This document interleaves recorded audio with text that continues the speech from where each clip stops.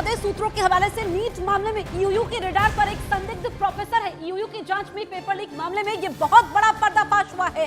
और आपको बताएं कि जले हुए पेपर का बुकलेट नंबर 61364888 है और हजारीबाग के सेंटर से ये पेपर लीक हुआ है। बड़ी जानकारी मिली है, जो जले हुए क्वेश्चन पेपर थे उसमें बुकलेट जो मिली है, उसके बाद हजारीबाग के एक सेंटर का ये बुकलेट नंबर सामने आया है और एक सेंटर से हजारीबाग के ये पेपर लीक हुआ होगा। एक प्रोफेसर के नंबर से लीक किया गया पेपर, संजीव मुखिया के मोबाइल पर यह प्रश्न पत्र भेजा गया। रांची के रिम्स हॉस्पिटल के 10 डॉक्टरों ने पेपर सॉल्व किया।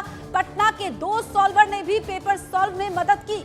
प्रश्न पत्र के साथ सॉल्व आंसर शीट को भरा गया। चिंटू नाम के शख्स को भेजी गई सॉल्वर आंसर शीट। पेपर को आंसर शीट के साथ प्रिंट कर छात्रों को भेजा गया। तो ये चौंकाने वाली जानकारियां निकल करके सामने आई है। पटना के 2 सॉल्वर ने भी पेपर सॉल्व करने में मदद की और ये बड़ी जानकारी आप तक पहुंचा दे कि झारखंड के हजारीबाग के एक सेंटर से पेपर लीक हुआ है। इसके साक्ष्य मिले हैं, क्योंकि जो पटना में जले हुए क्वेश्चन पेपर मिले थे उसमें से एक बुकलेट मिली है। बुकलेट के नंबर से ये पता चला है।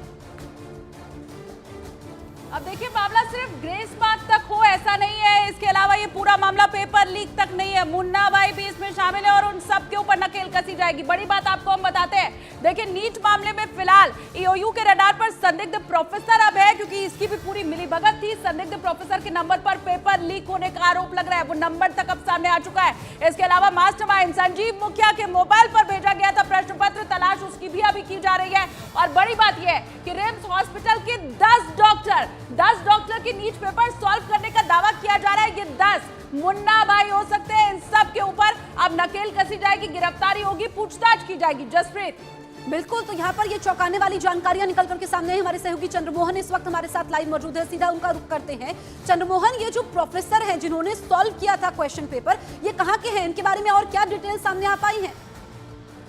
बिल्कुल, देखिए क्वेश्चन पेपर लीक मामले में आर्थिक अपराध इकाई पूरे मामले की जांच कर रही है और जांच जैसे जैसे आगे बढ़ रही है प्रतिदिन एक नए नए खुलासे हो रहे हैं। और अब नया नाम आया है जो हजारीबाग से ये पेपर लीक होने का अंदेशा है। और आर्थिक अपराध इकाई मानती है कि जो अमित आनंद के घर से जले हुए क्वेश्चन पेपर मिले थे उसका बुकलेट नंबर सामने आ गया है और उस बुकलेट नंबर के आधार पर आर्थिक अपराध इकाई जब जांच आगे बढ़ाई तो पता चला कि वहां का एक प्रोफेसर है हजारीबाग इलाके का, जिसके मोबाइल से संजीव मुखिया के मोबाइल पर यह प्रश्न पत्र आया था और फिर यहाँ से 10 डॉक्टरों को और साथ ही 2 सॉल्वरों को यह भेजा गया था प्रश्न पत्र। और फिर जब इसको हल कर लिया गया, प्रश्न पत्र के आंसर जब सही कर लिए गए, उसके बाद फिर वहां से चिंटू के मोबाइल पर यह प्रश्न पत्र और साथ ही आंसर शीट भेजा गया था और उसके बाद उसको प्रिंट करके और लर्न प्ले स्कूल जो पटना के खेमनी चक इलाके में है, जहां पर पहले से 25 से 30 की संख्या में छात्र मौजूद थे,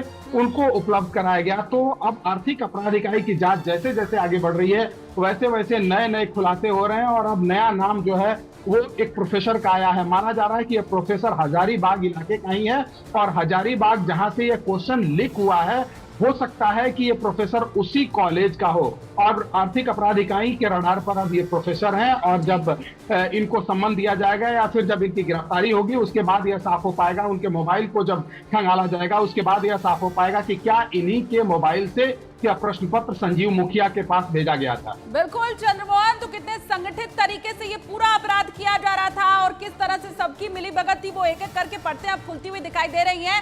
ये जो गैंग है, इसके अलावा जो प्रोफेसर है, उनकी भी मदद का अब दावा किया जा रहा है और अब उनके साथ भी पूछताछ की जाएगी।